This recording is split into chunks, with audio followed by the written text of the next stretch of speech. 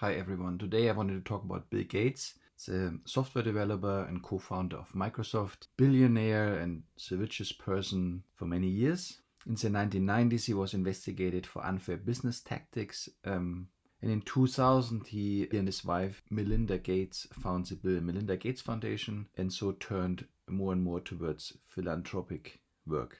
It's a major contributor to the World Health Organization. He's now surrounded by controversy as he's pushing a one world government and global vaccinations. This is in particular now relevant to COVID-19. Here I wanted to look at his body language, the so-called non-verbal communication, to see what he really thinks about various issues. This is now not about COVID-19, but it may constitute a good baseline for future videos. So baseline is a reference to see any new or unusual behavior, as we might have all very different comfort levels and idiosyncrasies. So why is body language important? It reflects his true feelings, as it is controlled not by the old reptilian brain, which is controlling breathing, body temperature autonomously, and also not by the new cortical brain, which is the conscious thought, but by the limbic system, which controls emotions. That's much faster than the conscious thought, and so reflects the truth, how he sees the world. It's particularly interesting when the feelings expressed and displayed don't match the words being said, considered a sign of dishonesty. Okay, let's get started. So I know you've said you talked with President Trump about innovation generally. Did you talk with him about vaccines when you met with him? Absolutely. I talked about that during the next 4 years, we hope to get an HIV vaccine. Quite interesting, typical for Bill Gates. He has these worry lines. This is essentially an expression of fear. So it could either have something to do with his own experiences, most likely from his early life, or it could even be transgenerational things he picked up through his parents and older family members, or even through epigenetics, from experiences from ancestors. So there's a strong memory and history dependence in each human. We are not just one person, we have the whole family system behind us. I talked about polio, where by getting the vaccine for polio out to so many children, we find ourselves with less than 50 cases last year. So this year, with luck, we'll see the last cases. So he has this rough voice and he swallows quite often, which causes pauses. It could be signs of being tired or exhausted, so it costs him some effort to speak. Then 3 years later is when they certify that you really have done the surveillance and the disease really is gone. And so investing in So sighing as well could be a sign of exhaustion. Innovation, which was my broad theme, talking to him, that included health, vaccines, it included energy and education. So in body language there are three main types of gestures. There are emblems, which are signs which are universally understood but are cultural dependent, like the OK sign, the thumbs up sign. Then there are the so-called maps. These are manipulators, adapters, and pacifiers, which essentially are signs of stress, where you try to dissipate stress by rubbing your thumbs, interlocking your fingers, scratching yourself, and so on. And third, they are illustrators. And this is very typical for Bill Gates and other very successful people, that they speak using their hands. And in particular, if this goes with a verbal speech, aids the understanding of what he's saying and can be used to stress and emphasize certain points. And it's often a signature of someone who thinks very conceptual. And you can see it here very nicely how he subdivides the space into different categories. And this is reflected exactly with his hand movements. Health, vaccines, it included energy and education. In this space here, he talked about health and vaccines, and the vaccines were added to the health space. And then the other areas were separate and also separate in space here. The idea that some of these investments that government makes create the platform that then the private sector can take it from there. The analogies to things like. So one thing we also notice that he says a lot of So it could be two things. Either he's using these pauses to reflect on what he's saying. He's essentially filtering. That could be an advice he got through his past experience with his investigations in terms of unfair business practices with Microsoft. Said he should control himself more, what he's saying. Other people might have different standards of what is okay and what's not. Or it might even be an indicator that somehow his mental processes are not as high anymore. So it could be signs of mental degradation, like an early onset of Alzheimer's. When I said, okay, get behind an innovation agenda.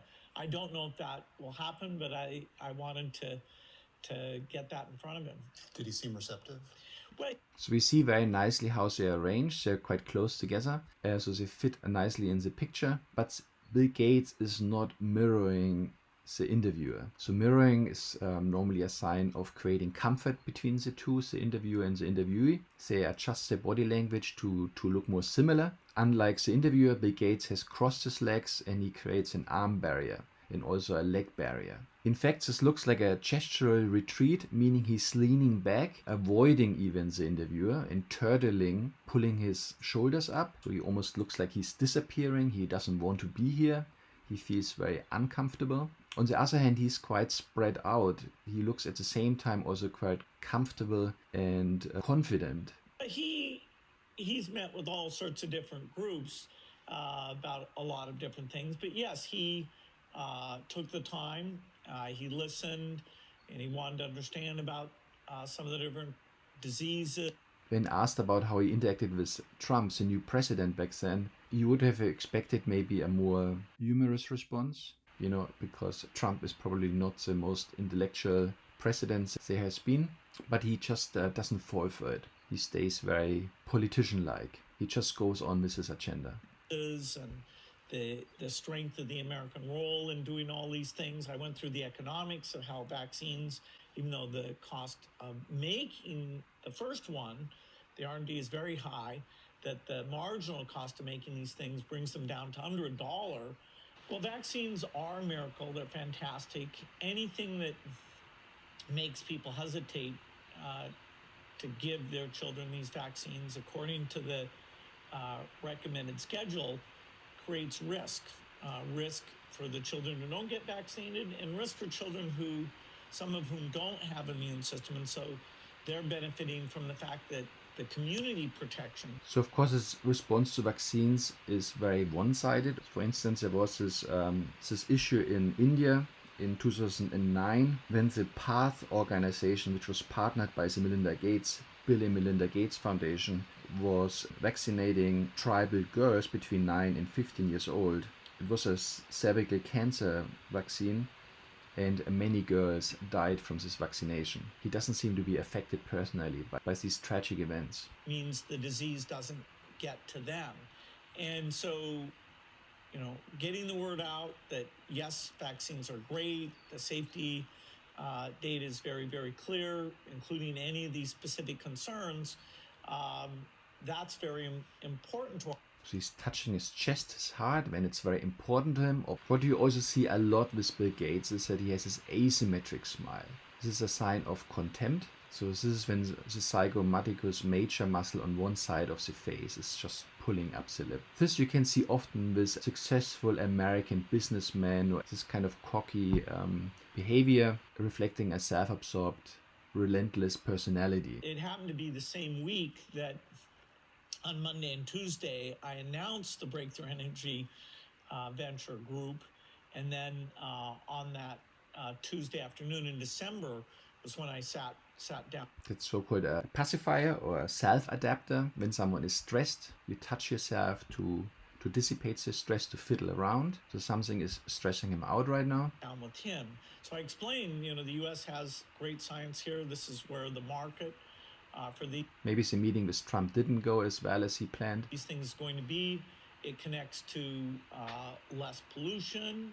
And yet Donald Trump has called global warming a hoax, and his choice to have the EPA Scott Pruitt as a climate change skeptic at best. What's going to happen to the planet? No response. Quite remarkable. Poker face with some contempt.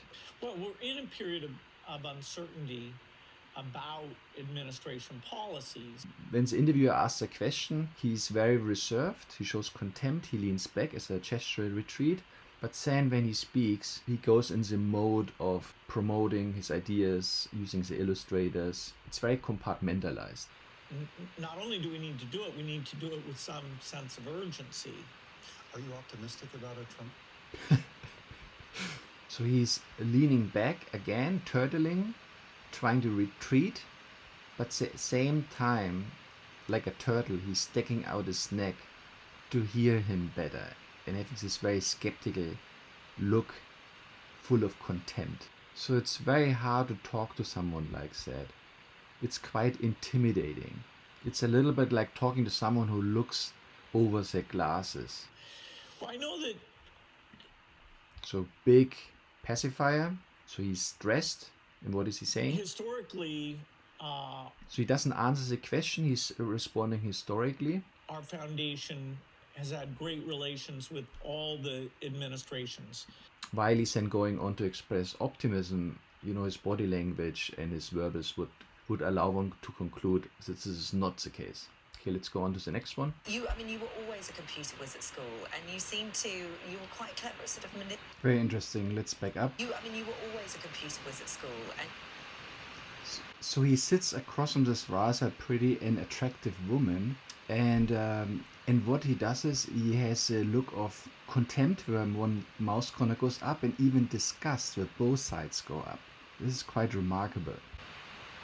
And you were quite clever at sort of manipulating the scheduling software to your own advantage, weren't you? So there's also this reoccurring issue of manipulating. So first he manipulated the schooling schedule. Then later on he was under investigation because of unfair practices with Microsoft, essentially manipulating the market. And now again he's under fire because of his proposal to vaccinate the whole world. 7-8 billion people.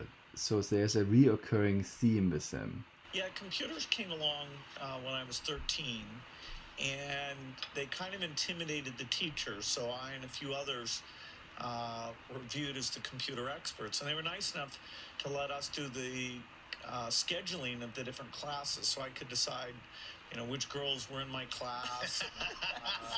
So I had lots of great girls in my class. I didn't talk to them much, but they were there. But I mean, you've started up. So here's a big plus about Bill Gates. Once in a while you get rewarded with this big boyish smile, the so-called Duchenne or zygomatic smile, which involves the whole face, which leads to these crow feet like wrinkles around the eyes. So this is a big plus. If he wouldn't have that, he would be just creepy. A high point there. From then on, Bill, it's all downhill. Because if you're 13 years old and you're manipulating the girls in your class, that's like a dream. No, it's great privilege. Hey, learning science, you'll be amazed at the opportunity that come your way. The power. Now we know in hindsight. So now when she speaks, the smiley face disappears and he looks really serious. Because you dropped out of Harvard, and in hindsight it was just obviously start Microsoft, but at the time, for your parents, they wouldn't have known the success that was going to go on. Again, we see the signals of contempt and even disgust on his face when she speaks. So somehow he must think she is a dumb blonde. This is what I'm guessing. That would reflect to his facial expression. How did they feel about their son doing that? Well, they were very generous. They, paid for my tuition. At the time, officially, I went on leave, and so, if the company hadn't gone well, Harvard's very generous about letting people come back. So it really wasn't kind of a permanent thing. So you never expect. So you were thinking at some point, I'll end up going back and finishing. I wasn't, but if I'd been unrealistic and the business hadn't worked out, I could have. And I love school. I mean, I loved it when I was there, and even now I read more textbooks, and so it's kind of ironic that I'm a dropout because I read more. I like to learn as much as anyone I know. Yeah. So here's another very typical facial expression for Bill Gates. So this bittersweet smile, where he looks sad on one hand, but then the mouth corners ultimately go up. So it seems to signal pride. But it's a little bit more. It contains the good and the bad. The good is the pride, the sense of accomplishment, and the bad might be the cost he had to pay in terms of personal sacrifices due to relentless working hours. Maybe also nothing was good enough for his mother, and maybe also he's sad because certain parts of his life are over now. Your early days, you described yourself as a nightmare boss. Those are your words, not mine. He's nodding, he's agreeing, but again, he signals contempt. and even disgust. Not mine. Was your work ethic just very different to everybody else's? So she's misspoke as well. Feels uncomfortable. He looks her up and down, so she feels uncomfortable. So she senses this already. I was fanatical in my 20s. Helping Microsoft lead the way in software was the only thing that I really focused on. So, I worked weekends. I didn't believe in vacation. And so I really pushed people to work hard. Again, he looked her up and down. Did you notice? People to work hard. Again, he probably looked at her breasts. And I was still learning how to manage And you can see also now, so the eyes are partially closed and the blinking rate is up. So she's annoyed while he's still completely absorbed by him. people, particularly the different skill sets, the sales people, the accounting people. And so, I fortunately, I think I'm a little bit better now. Your wife was there. She worked for you. She was in the eventually, that's right. She came after about 10 years. So he doesn't remember when his wife really came. There are gaps and pauses, which is odd. So apparently it wasn't very memorable when they met. And I guess it also means they didn't marry for love. After we got married, she retired from Microsoft, but she always understood what we were doing. She had a great career. So she retired from Microsoft and had a great career. Doesn't sound like this goes together. Do you know, when you coming in today, we put it out there. Again, the smile is diminished when she speaks. And ask people what would they like to ask you. And the same questions kept coming up time and time. Now again, the smile has disappeared. And again, and if it's all right. And she looks already stressed. So she's uncomfortable in his presence. A few of those to you now. Again, contempt and disgust. First question was, what's the most extravagant thing you've... This reflects his very strange relationship he has with women. And I suppose it comes from his very dominant mother. So he hasn't learned really how to interact with women, especially if they're pretty. Well, certainly the greatest extravagance is that when I travel, I often use a private plane, and that is very extravagant. But you didn't start doing that, because up until 97, I always thought that was kind of a decadent thing, but... You'll wear the same thing twice. Not without it getting washed, no. That's where we differ again, Bill. Again, a very nice open smile. That's how he wins the audience over. Creative. I like puzzles, so they'll often get those. So you don't think you're that difficult to buy for? She bends down, Oh, yes. and he checked her out. You're going to treasure this forever, I tell you. If you can get into it. 10. Look at that. All right. Many want that. Good It is deal. this morning mug.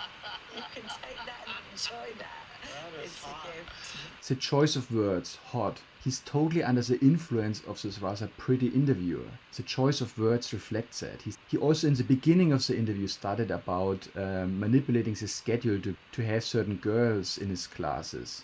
I don't know if that was planned or whether it went in this direction because he was across from her and was reminded of these experiences he had when he was in school.